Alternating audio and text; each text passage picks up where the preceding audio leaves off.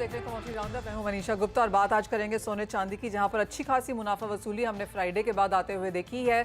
US non farm payroll data expectation से बहुत ज़्यादा आया, 5 महीने में बहुत सबसे ज़्यादा आया और उसका असर हमने यहाँ पर कमोडिटी प्राइसेस पे आता हुआ देखा है। सोने चांदी के अलावा यहाँ पर बेस मेटल्स में भी एक गिरावट देखने को मिली है। ज़्यादातर मेटल्स की हालत यहाँ पर कुछ वीक होती हुई नजर आई है। कॉपर की अगर बात करें तो 1 महीने के लोज पर कारोबार और कॉपर में 4.5% की गिरावट पिछले हफ्ते यहाँ पर दर्ज हुई है। कैसे करें यहाँ पर कारोबार, बताएंगे आपको। साथ ही बात करेंगे एग्रीकल्चर की, यहाँ पर उठापटक ज़्यादा है और मॉनसून की रफ्तार अब थोड़ी सी धीमी पड़ती हुई नजर आई है। तो क्या थोड़ी चिंता की बात है या अभी भी ये अर्ली डेज हैं? कैसे देखे जाए मॉनसून के नंबर्स, इस पर भी करेंगे चर्चा। इन सब पर बात करने के लिए हमारे साथ हैं आरवी अग्रवाल इंपेक्स के डायरेक्टर संजय अग्रवाल, निर्मल बैंक कमोडिटीज के कुणाल शाह और एमडी के सीनियर साइंटिस्ट आरके जनमनी। आप सभी का कार्यक्रम में स्वागत है। कुणाल, बहुत शुक्रिया साथ जुड़ने के लिए और मेटल से ही शुरुआत करना चाहेंगे क्योंकि अप्रैल और मई के महीने शानदार थे। अच्छी खासी तेजी हमने यहाँ पर मेटल्स में आते हुए देखी। कॉपर मई के महीने में 10% तक चढ़ा था, लेकिन जून के 1 से 10 के बीच में अब यहाँ पर 4.5% की गिरावट दर्ज की जा चुकी है। कैसे देखते हैं आप करंटली कॉपर के प्राइसेस, क्या फंडामेंटल्स हैं और ओवरऑल इंडस्ट्रियल मेटल्स में अब क्या करने की राय है? सबसे पहले हम देखेंगे कि कॉपर में जो फॉल है उसका मेन रीजन जो आप देखेंगे फिजिकल मार्केट में चाइना में ऑफटेक बहुत कमजोर है और लगातार आप देखेंगे तो इन्वेंट्री बढ़ गई। कॉपर के प्राइसेस में हमने जो इजाफा देखा वो स्टार्ट हुआ था कि वहाँ के जो स्मेल्टर्स है वो प्रोडक्शन बंद करेंगे, वहां से स्टार्ट हुआ। बाद में चाइना के डेटा अच्छा है। फंडामेंटल इतने तेजी के नहीं थे जितने प्राइस ने एक बार रिएक्ट किया था और डिमांड चाइना में अभी भी पिकअप नहीं हो पा रही है। उसके कारण हम एक फॉल आता हुआ देख रहे हैं। हमारा व्यू ऐसा है मेटल्स में जो करेक्शन, जो फ्रॉड था, जो एक्सेस था, वो ऑलरेडी मार्केट ने उसको निकाल दिया है। यहाँ से कोई बड़ी मंदी या बड़ा क्रैश या बड़ा फॉल मुझे नजर नहीं आ रहा है। मेरी राय में मैक्सिमम यहाँ से कॉपर में आपको 10-15 रुपए की गिरावट और देखने मिल सकती है। That is 840, around 840, 835। That will again be a buying levels for copper, क्योंकि आगे जाके मेरे हिसाब से आफ्टर कनाडा और Europe the third economy to cut the interest rate will be US. जब यूएस का इंटरेस्ट रेट कट होगा तब डॉलर कमजोर होगा और तब फिर से एक मेटल में हम बाइंग आते हुए देखेंगे। मुझे लग रहा है जुलाई या अगस्त महीने में यूएस में रेट कट आ जाना चाहिए और इसके कारण मेटल्स में स्पेशली कॉपर जैसे मेटल में लंबी गिरावट मौजूदा स्तर से नजर नहीं आ रही है। 10 से 15 रुपया और नीचे आ सकता है, बट उससे ज्यादा गिरावट मुझे नजर नहीं आ रही। ऑल राइट, तो ऑफ कोर्स कुछ मुनाफा वसूली यहाँ पर है, लेकिन एक क्रैश और एक बहुत बड़ी करेक्शन की उम्मीद यहाँ पर मेटल्स में नहीं है क्योंकि रेट कटौती हम 2 सेंट्रल बैंक से आता हुआ देख चुके हैं और सेंट्रल बैंक्स यहाँ पर थर्ड क्वार्टर तक कटौती करते हुए नजर आएंगे, जिसका फायदा हम यहाँ पर मेटल्स में आता हुआ देखेंगे। साथ ही साथ कुणाल, जिस तरह की ह्यूज प्रॉफिट टेकिंग हमने यहाँ पर सोने और चांदी में आते हुए देखी है, इसे कैसे देखते हैं आप? I think it was very much required. जो फ्राइडे को जो स्पेशली हमने फॉल देखा था, वो फॉल के पीछे एक ही बड़ा रीजन आया था। चाइना ने मई महीने में गोल्ड बाय नहीं किया। लगातार 2 साल से वो हर महीने गोल्ड बाय करते थे। एक महीना उन्होंने गोल्ड, बिकॉज गोल्ड के प्राइसेस 2200, 2100, $2200 से $2400 हो गए। तो आज मैं अगर नीचे में गोल्ड बाय कर रहा हूं तो मुझे मालूम है 2400, 2450 में सब प्राइस इन होता है।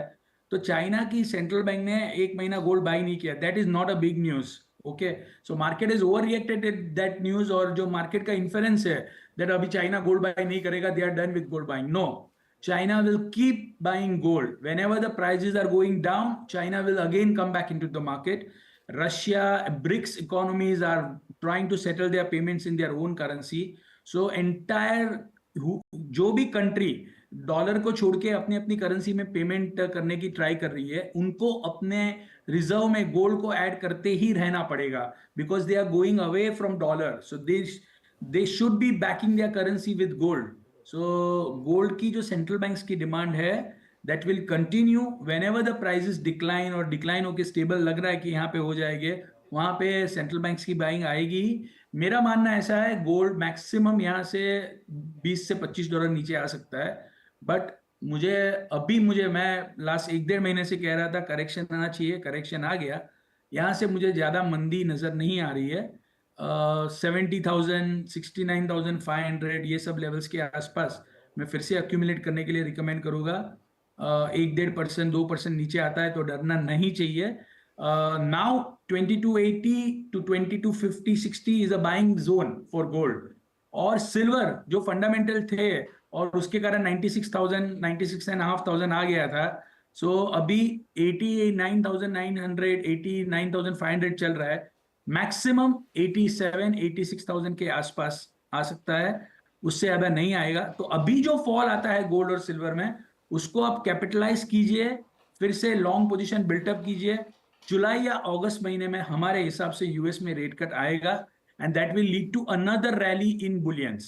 सो ये 15-20 दिन, 25 दिन का जो टाइम है, इसमें जो भी फॉल आता है, इसमें आप गोल्ड और सिल्वर को अक्यूमुलेट कीजिए। ऑलराइट, तो खरीदारी यहाँ पर करनी चाहिए। करेक्शन हेल्दी है, आनी भी चाहिए थी, क्योंकि एक तरफा तेजी हम सोने चांदी में आता हुआ देख रहे थे, तो उसका एक इम्पैक्ट यहाँ पर ऑफ कोर्स प्राइसेस में देखने को मिला है। यहाँ से अब सोने पर बात करेंगे और हमारे साथ यहाँ पर संजय अग्रवाल जी हैं। संजय जी नमस्कार। अच्छी खासी मुनाफा वसूली यहाँ पर सोने में देखने को मिली है, चांदी में भी एक मुनाफा वसूली यहाँ पर देखने को आई है प्राइसेस में। चांदी पर अब आपका यहाँ से क्या व्यू है? जैसे कुणाल कह रहे हैं कि यहाँ से और गिरावट आ सकती है, 86-87,000 तक चांदी के भाव यहाँ पर नीचे में गिर सकते हैं। किस तरह की खरीदारी हम यहाँ पर स्पॉट मार्केट्स में चांदी को लेके देख रहे हैं? नहीं, जहाँ तक मुझे भी लगता है मनीषा जी की है ना, इसमें सिल्वर में अब ज्यादा ज्यादा वो नहीं है।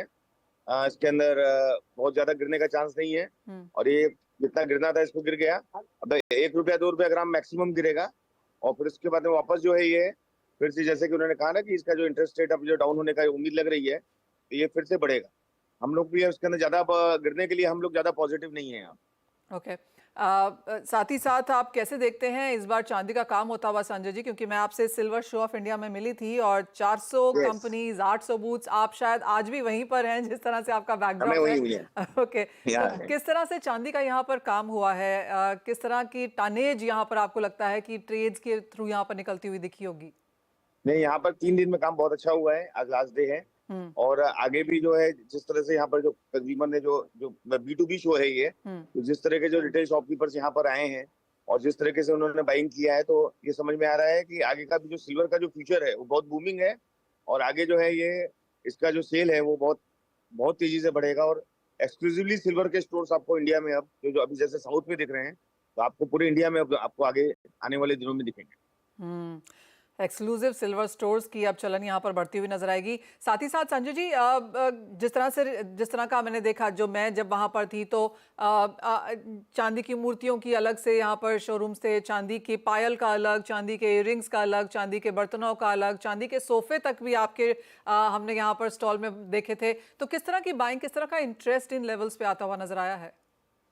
नहीं, वो इस तरह का तो है, लेकिन जैसे मैंने देखा कि इस बार जो मिलेनियम्स में जो लाइट वेट ज्वेलरी है वो उनके अंदर बहुत ज्यादा चलन है। तो जो रिटेल शॉपकीपर्स ने जो मैक्सिमम जो बाइंग की है यहाँ पर, वो सिल्वर ज्वेलरी में मिलेनियम्स में जो लाइट वेट चलती है, जो एकदम हल्के वजन वाली, वो उन्होंने बाइंग की है। और उसके अलावा जो कंज्यूमर्स हैं जिनको कि सिल्वर में इन्वेस्ट करना है, तो वो सिल्वर बुलियन में इन्वेस्ट ना करके वो लोग सिल्वर आर्टिकल्स में, जैसे सिल्वर डिनर सेट्स हैं, सिल्वर सोफा सेट्स हैं, सिल्वर डाइनिंग टेबल वगैरह हैं, जो टेबल वेयर वगैरह हैं, उसके अंदर उन्होंने काफी इन्वेस्ट किया है। और उसी हिसाब से जो रिटेल शॉपकीपर्स आए हैं उन्होंने भी यहाँ पर बाइंग की है। तो ओवरऑल सिल्वर में जो सिल्वर आर्टिकल्स के अंदर बाइंग बहुत अच्छी हुई है, और सिल्वर ज्वेलरी में, लाइट वेट ज्वेलरी में बाइंग अच्छी है, और ब्राइडल सिल्वर ज्वेलरी। ओके, तो यानी सभी तबकों में अच्छी खासी खरीदारी देखने को मिली है। और जैसे आपने कहा, जिस तरह का वहां पर लेआउट था चांदी का लेके, तो लाइट वेट ज्वेलरी से लेके जो कि मिलेनियल्स पसंद करते हैं, और जो लग्जरी आइटम्स हैं जैसे कि चांदी के टेबल्स, चांदी के सोफास, चांदी का फर्नीचर, वो भी वहां पर था। और क्लियरली हमने दोनों ही तबकों में यहाँ पर अच्छी खासी डिमांड भी आते हुए देखी है। संजय जी, बहुत शुक्रिया साथ जुड़ने के लिए। ऑफकोर्स जिस तरह से सिल्वर शो ऑफ इंडिया में यहाँ पर प्रदर्शन रहा, और जैसे आप कह रहे हैं कि बहुत ज्यादा गिरावट की एक्सपेक्टेशन नहीं है, लोग खरीदारी कर रहे हैं। बात अब यहाँ पर सोने की भी कर लेते हैं। कुणाल ने क्लियरली कहा भी है यहाँ पर कि यहाँ से 25 से $1 की गिरावट और सोने में देखने को मिल सकती है। हमारे साथ मेटल फोकस के हर्षल हैं। हर्षल नमस्कार, आप कैसे देखते हैं गोल्ड प्राइस की मूवमेंट, और आपको क्या लगता है चाइना का मई में ना खरीदना कितना बड़ा फैक्टर रह सकता है? Good morning Manisha. चाइना का मई में ना खरीदना, आई थिंक फिलहाल उसे बहुत ज्यादा वेटेज नहीं देना चाहिए, क्योंकि ये कोई स्ट्रेटेजिक चेंज फिलहाल नहीं नजर आ रहा है कि उसके जो गोल्ड बाइंग प्रोग्राम में। तो 18 महीनों बाद 1 महीना हॉल्ट, इसमें मैं बहुत ज्यादा रीड नहीं करूंगा। बट डेफिनेटली मार्केट क्योंकि इतना सेंटिमेंट ड्रिवन है, और क्योंकि चाइना की न्यूज बाइंग रिलेटेड न्यूज से इतना रैली गोल्ड ने किया है कुछ महीनों में, तो डेफिनेटली एक नर्वसनेस होती है मार्केट में क्योंकि लॉन्ग इतने ज्यादा है और फिर यूएस जॉब डेटा भी गोल्ड के लिए जो है नेगेटिव आ गया, तो आई थिंक एक लिक्विडेशन ट्रिगर हुआ है। तो फिलहाल लग रहा है कि साइकोलॉजिकली जो इम्पोर्टेंट लेवल्स है 2200 2250 और लेवल्स, वहां तक आई थिंक ये गिरावट कंटिन्यू रह सकती है। वहां से आई थिंक फिर वापस फ्रेश बाइंग शुरू हो सकती है मार्केट में। Harshal, even as China central banks की बाइंग नहीं है, चाइना सॉवरेन वेल्थ फंड की बाइंग हमने यहाँ पर आते हुए देखी है। आई एम अज्यूमिंग वो भी डायरेक्टली इनडायरेक्टली गवर्नमेंट को जाती होगी। जी बिल्कुल Manish, I think apart from Chinese central bank काफी वहाँ के जो स्टेट रन इंस्टीट्यूशन है वो भी गोल्ड बाय करते हैं, तो वो एक एजम्पशन होता है कि वो हम उसे ऑफिशियल सेक्टर एक्टिविटी में ही गिनते हैं। तो आई थिंक वही है कि फिलहाल ऐसा कोई इंडिकेशन नहीं है कि ये कोई स्ट्रेटेजिक चेंज है उसकी बाइंग प्रोग्राम में। To an extent price driven भी ये होल्ड हो सकता है। और एक चीज है कि शायद क्योंकि युआन में जब चाइनीज युआन में डेप्रिसिएशन प्रेशर ज्यादा होता है, तब हमने देखा है कि typically Chinese central bank gold buy करते हैं वो ऑफसेट करने के लिए। तो फिलहाल शायद अगर वो कंसर्न नहीं है मार्केट में तो वो हॉल्ट हुआ होगा पिछले महीने, बट अगर आगे जाके इम्पोर्टेंट होगा क्योंकि अब वापस डॉलर इंडेक्स जो है उसमें तेजी नजर आ रही है क्योंकि यूरोप में पॉलिटिकल इंस्टेबिलिटी है। और दूसरा फेड अकेला ही एक बैंक है जो फिलहाल रेट होल्ड कर रहा है, बाकी सब मेजर सेंट्रल बैंक ईजिंग की तरफ बढ़ रही है। तो आई थिंक वो इंटरेस्ट रेट डिफरेंसेस की वजह से भी डॉलर में शॉर्ट टर्म में तेजी रह सकती है जो गोल्ड को अंडरमाइन करेगी। सो हर्षल, यहाँ से गोइंग फॉरवर्ड अब आप यहाँ पर क्या वॉच करना चाहेंगे? आई एम अज्यूमिंग एक तो जो जब तक जून के नंबर्स नहीं आते कि वेदर और नॉट चाइना बॉट के नहीं, वो तो एक चीज़ यहाँ पर मार्केट देखने की कोशिश करेगा ही कि क्या दूसरा महीना भी उस तरफ जाता है। लेकिन उसके अलावा अब आपको क्या लगता है कि सोने के खरीदारों को, इन्वेस्टर्स को क्या वॉच करना चाहिए? I think apart from China जो है यूएस का जो डेटा के ट्रेंड्स है, तो इस हफ्ते फेड की मीटिंग है तो हमें वापस इंडिकेशन मिलेंगे कि फेड अब रिसेंट एम्प्लॉयमेंट डेटा में स्ट्रेंथ को किस तरह से देख रहा है। इस वीक इन्फ्लेशन डेटा भी ड्यू है, but all in all 50-50% chances है कि इस साल 2 रेट कट हो, और 2 रेट कट अगर शायद नहीं भी हो तो आई थिंक 2025 में रेट कट्स को लेके मार्केट ऑप्टिमिस्टिक है। तो आई थिंक 2-3 महीना शायद साइडवेज भी हो जाए गोल्ड और फिर एक वापस तेजी का रुख पकड़े, तो वो हम देख रहे हैं। और दूसरा I think importantly physical markets के पर्सपेक्टिव से ये प्राइस का जो कंसोलिडेशन है या करेक्शन है, आई थिंक वो मार्केट को कहीं ना कहीं चांस दे रहा है एडजस्ट करने के लिए हायर प्राइसेस से। तो हमने इंडिया में भी देखा है कि जैसे ही प्राइस करेक्शन आती है रिटेल एंड पे फुटफॉल्स बढ़ते हुए हमने देखे हैं दोनों गोल्ड और सिल्वर में। तो आई थिंक कहीं ना कहीं एक अच्छा फिजिकल मार्केट भी सपोर्ट करने लग जाएगा अगर ये प्राइस 2200 2250 तक का करेक्शन देती है, तो एक अच्छा बेस बन जाएगा प्राइस के लिए। Fair point. तो ऑफ कोर्स कुछ करेक्शन वांटेड थी और वो आई भी है, और यहाँ पर एक बेस बनता हुआ हम प्राइसेस में निचले स्तरों पर देखेंगे भी। हर्षल, बहुत शुक्रिया साथ जुड़ने के लिए और सोने के बारे में वो राय भी देने के लिए। इसी के साथ एक ब्रेक का समय है, जब लौटेंगे तो बात करेंगे यहाँ पर मॉनसून की और agri strategies and agri understanding के लिए कुणाल हमारे साथ हैं। मुंबई में समय से 2 दिन पहले दस्तक दे दी है, लेकिन लगता है कि उसकी रफ्तार धीमी है। 1 से 7 जून तक मॉनसून एलपीए का 8% अबव नॉर्मल है, यानी कि हमने हायर लेवल से थोड़ी सी मॉनसून यहाँ पर कम होते हुए देखी है। आगे किस तरह की प्रोग्रेस रह सकती है, इस पर बात करने के लिए हमारे साथ आईएमडी के आर.के. जनमनी है। मिस्टर जनमनी, बहुत शुक्रिया हमारे साथ समय निकालने के लिए। और पहला हफ्ता यहाँ पर मॉनसून बहुत स्ट्रांगली अबव नॉर्मल था, लेकिन उसके बाद अगर पिछले हफ्ते की बात की जाए, पिछले 3-4 दिन की बात की जाए, तो हमने मॉनसून की प्रोग्रेस और मॉनसून की इंटेंसिटी दोनों ही थोड़ी कम होते हुए देखी है। कैसे देखते हैं आप अब तक का जून?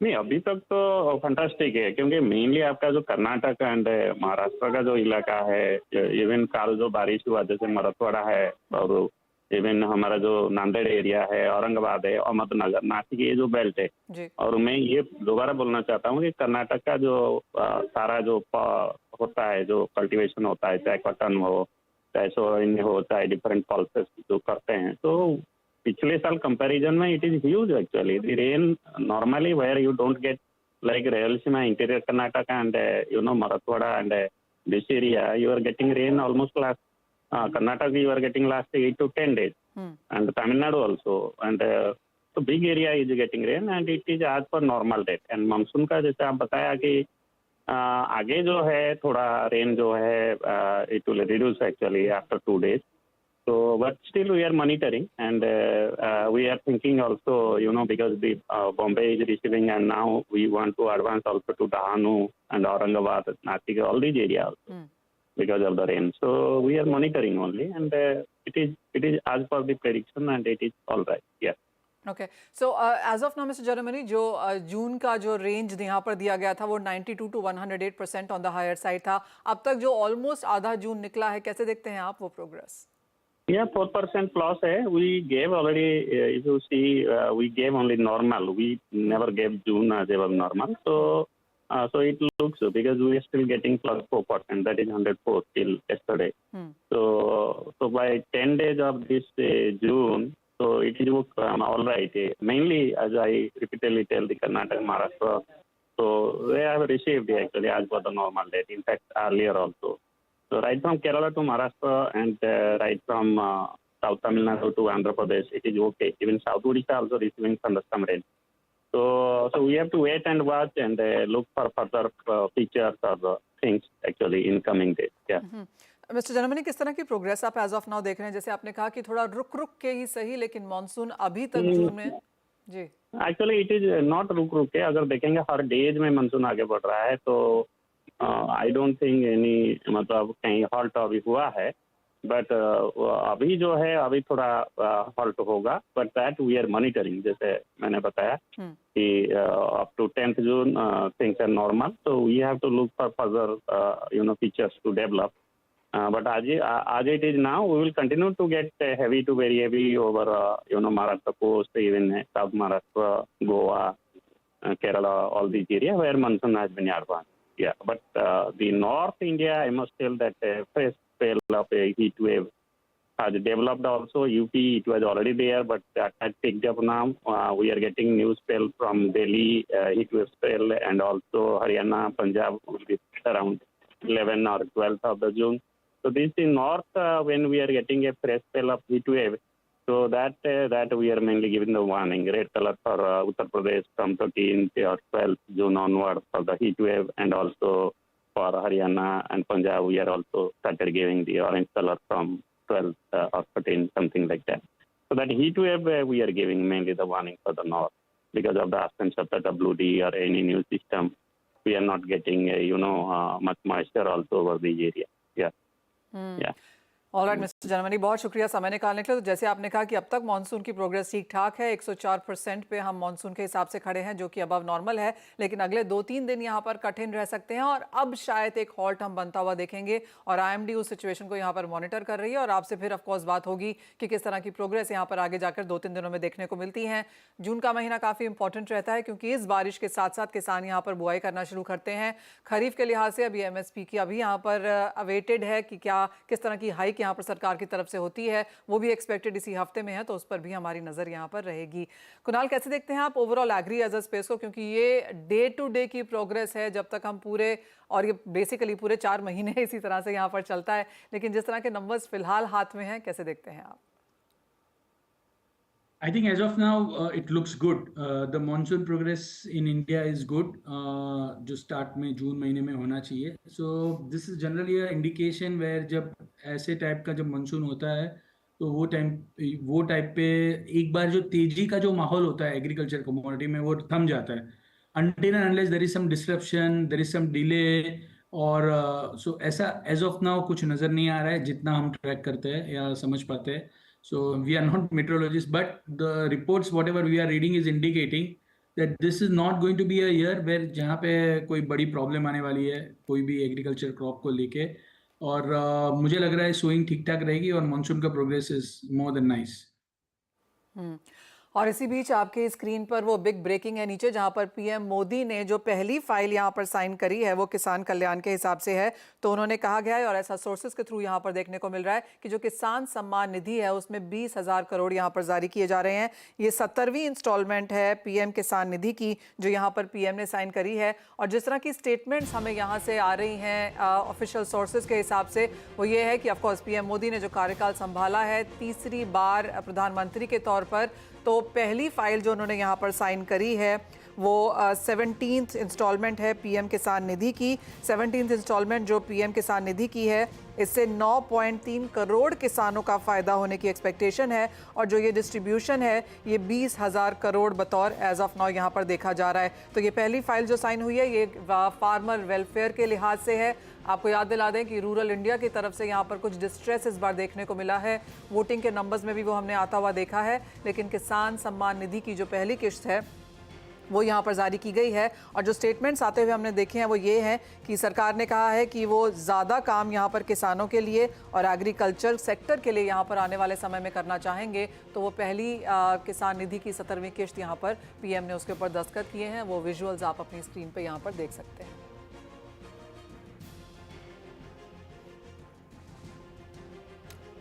ऑलराइट, तो फिर क्लियरली यहाँ पर आता हुआ कुणाल आप कैसे देखते हैं, क्योंकि बाजार को एक्सपेक्टेशन है कि हम फार्म रिफॉर्म्स के लिहाज से किसानों के लिए इस बार यहाँ पर काफी कुछ आता हुआ देख पाएंगे।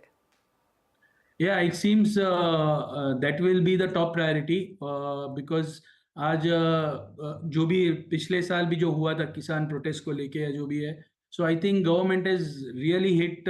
जो पहला ही जो उनका जो ये न्यूज़ निकल के आया है वो बहुत पॉजिटिव है एग्रीकल्चर और फार्मिंग कम्युनिटी के हिसाब से। सो सीधा 20,000 करोड़ जैसे आपने बताया फर्स्ट अलॉटमेंट, यही यही एक्सपेक्टेड था और यही हमने स्टेटमेंट निकलते हुए आया है, देखा है हमने। एब्सोल्युटली, माना यही जा रहा है कि जो स्टेट्स है वहाँ से भी पुश एग्रीकल्चर को लेकर यहाँ पर काफ़ी आएगा और काफ़ी हद तक जो पंजाब, हरियाणा, महाराष्ट्र के किसान हैं, काफ़ी हद तक उत्तर प्रदेश में भी हमने वो रोष उठता हुआ देखा है। तो एक्सपेक्टेशन यही है कि जो रिफॉर्म्स हैं आने वाले समय में वो एग्रीकल्चर को लेकर यहाँ पर काफ़ी स्ट्रांग होंगे।